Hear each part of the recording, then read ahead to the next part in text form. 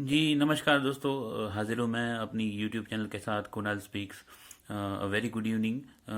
आज का जो हमारा टॉपिक है वो एकदम सैड टॉपिक और साथ में एकदम इंटरेस्टिंग टॉपिक भी बनता जा रहा है। इसको मैं इंटरेस्टिंग इसलिए बुला रहा हूँ कि वहाँ पे एक खास घटना हुई है, और सैड इसलिए बुला रहा हूँ कि इसके ऊपर से हम स्पेकुलेशन लगा रहे हैं, मीडिया पर्सन और बहुत सारे लोग, कि इसमें इतनी जानें जा सकती हैं और इतने लोग गुमशुदा हो चुके हैं।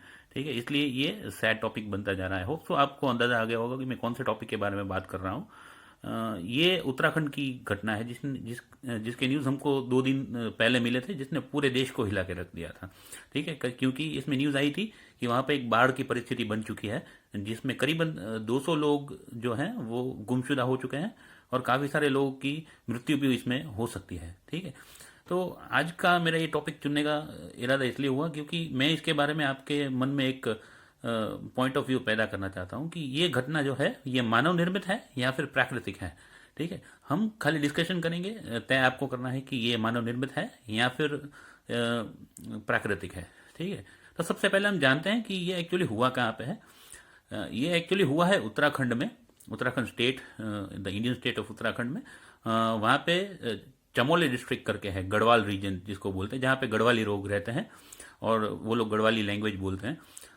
उत्तराखंड में चमोली डिस्ट्रिक्ट में तपोवन नाम का एक एरिया है, वहाँ पे ये फ्लैश फ्लड आया है। ठीक है, ये वर्ड के ऊपर गौर कीजिएगा, फ्लैश फ्लड। ठीक है, इसको फ्लैश फ्लड क्यों बोल रहे हैं? क्योंकि अचानक एक बहुत बड़ी मात्रा में पानी आ गया एक लेक से। ठीक है, इसलिए मैं इसको फ्लैश फ्लड बुला रहा हूँ। ठीक है, नॉर्मल फ्लड में क्या होता है कि धीरे धीरे करके बारिश होती जाती है या फिर कोई और कारण से पानी बढ़ता जाता है, पर इसमें फ्लैश, जैसे जैसे कि कैमरा में फ्लैश होता है, उसी तरीके से अचानक से कहीं से पानी आ गया और बाढ़ की परिस्थिति पैदा हो गई, इसलिए इसको फ्लैश फ्लड बोल रहे हैं। ठीक है, अभी इस घटना के साथ एक और टर्मिनोलॉजी जुड़ चुकी है जिसको हम जीएलओएफ बोल रहे हैं। ये बहुत ही इंपॉर्टेंट वर्ड बनता जा रहा है एग्जाम पॉइंट ऑफ व्यू से। इसको जीएलओएफ का फुल फॉर्म क्या होता है? Glacier lake outburst of flood. ठीक है, glacier lake outburst of flood. इसको आसान भाषा में हम लोग समझना चाहें तो क्या होता है, ग्लेशियर जो होता है, ठीक है, ग्लेशियर आपको मालूम ही होगा। ग्लेशियर जो होता है उसमें से कंटिन्यू पानी ग्लेशियर पिघलता है धीरे धीरे करके, उसमें से कंटिन्यूस पानी बहता रहता है।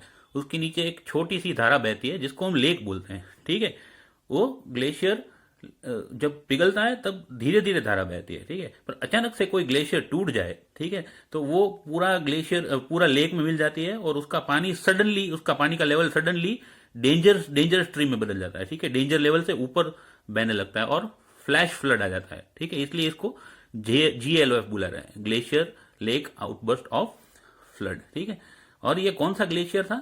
नंदा देवी करके जो ग्लेशियर था, जो तपोवन रीजन में था, वहाँ पे ये ग्लेशियर था जो हिमालयन रेंज में हम लोग बोलते हैं, इसलिए वहाँ पे फ्लड आ चुका है। ठीक है, और बहुत सारी कैजुअलिटीज भी हो सकती हैं इस घटना में, ऐसे अंदाजे लगाए जा रहे हैं। ठीक है, इसको अब हम मानव निर्मित क्यों बोलेंगे?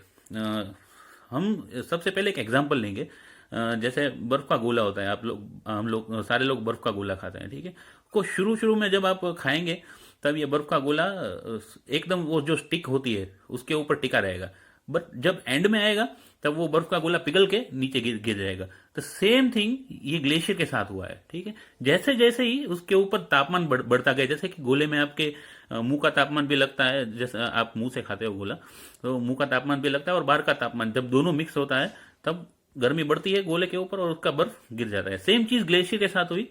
ग्लोबल वार्मिंग के कारण इसके आजू बाजू में जो तापमान है वो बहुत बढ़ गया और सडनली ग्लेशियर का एक टुकड़ा, बहुत बड़ा टुकड़ा पिघल के पूरा जो लेक है उसमें गिर गया। ठीक है, इसको मानव निर्मित इसलिए बोल रहे हैं कि ये हुआ है प्रोबेबली, अभी ये डिस्कशन का टॉपिक है, रिसर्च का टॉपिक है कि कैसे हुआ है, पर अभी प्रोबेबली लग रहा है कि ये ग्लोबल वार्मिंग के कारण हुआ है।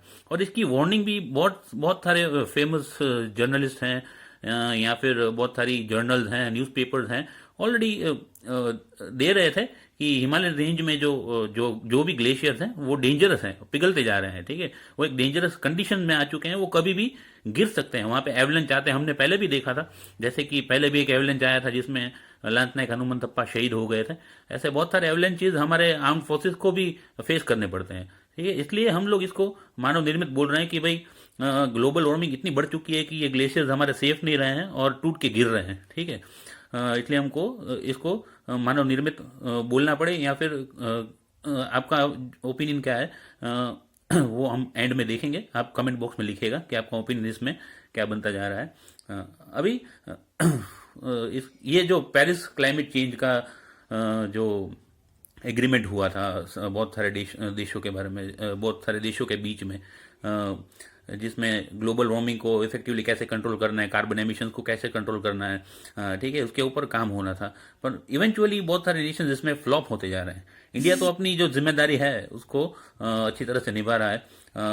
जैसे आप देख रहे होंगे कि भाई दीपावली के ऊपर भी हम लोग सुप्रीम कोर्ट का जो फैसला आया था सुप्रीम कोर्ट का एक फैसला आया था जिसमें पटाखे फोड़ने के लिए मनाही की गई थी।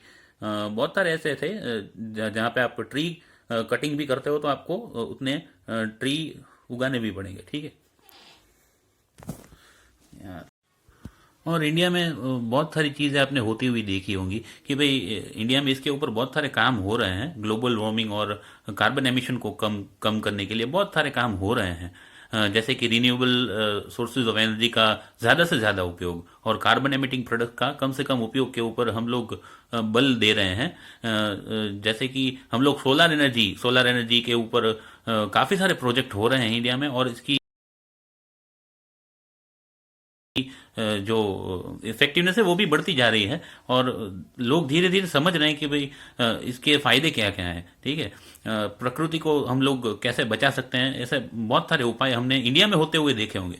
पर दूसरे जो फॉरेन कंट्रीज है, खास करके वेस्टर्न कंट्रीज, चाइना है, वहाँ पे इसके उपाय बहुत कम हो रहे हैं। वो ऑर्गेनाइजेशन के नाम पे अपने कार्बन एमिशन बढ़ाते ही जा रहे हैं।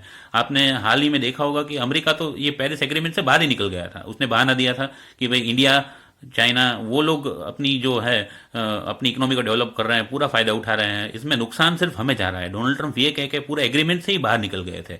आप साफ शब्दों में कहे तो उसने एग्रीमेंट को फाड़ के फेंक दिया था। ठीक है, और जो फेमस सब लोग जो है ये अपना जो पोल्यूशन वाले टॉपिक के ऊपर बहुत सारे लोग जो फेमस सेलिब्रिटीज हैं, वो लोग बैठे बैठे क्या कर रहे हैं, वो लोग दूसरे मुद्दों के ऊपर ट्वीट्स कर रहे हैं, पॉलिटिसाइज कर रहे हैं बहुत सारे मैटर्स को। आप होप सो आप लोग समझ गए होंगे कि मैं कौन सी सेलिब्रिटी के बारे में बात कर रहा हूँ। Miss Greta Thunberg. ये बहुत अच्छा रहता कि ये जो उत्तराखंड की घटना हुई है उसके ऊपर ट्वीट करते हैं। ठीक है, ना कि जो फार्मर्स प्रोटेस्ट हो रहे हैं उसके ऊपर, क्योंकि वो उनका फील्ड ही नहीं है, उन्होंने उसके ऊपर ट्वीट कर दिया। ये अभी जो उत्तराखंड की घटना है, मैं उनका ट्विटर रेगुलरली फॉलो करता रहता हूँ, उसके ऊपर उन्होंने एक शब्द भी नहीं कहा है। ठीक है, मतलब वो ये सारे लोग अभी पॉलिटिसाइज होते जा रहे हैं, अपनी फील्ड से बाहर निकलते जा रहे हैं, और दूसरे मुद्दों के ऊपर भटकते जा रहे हैं। जो उनका मेन रोल है वो नहीं निभा पा रहे हैं, और अवेयरनेस जो पब्लिक में फैलानी चाहिए वो नहीं फैला रहे हैं। ठीक है, हाउ डेयर यू जो उनका फेमस टैगलाइन है, वो उत्तराखंड की घटना के ऊपर इंडिया को पूछते तो अच्छा होता। ठीक है, इंडिया को नहीं, दूसरे सारे नेशंस को पूछते तो अच्छा रहता कि भाई हाउ डेयर यू कि इंडिया में इतनी बड़ी घटना हो गई, आप लोग अपना कार्बन एमिशंस कम नहीं कर रहे हो। ठीक है, तो फिर आप लोग डिसाइड कीजिए कि ये घटना प्राकृतिक है या मानव निर्मित है। Once again thank you for watching my YouTube channel Kunal speaks. और आप अपने जो वो है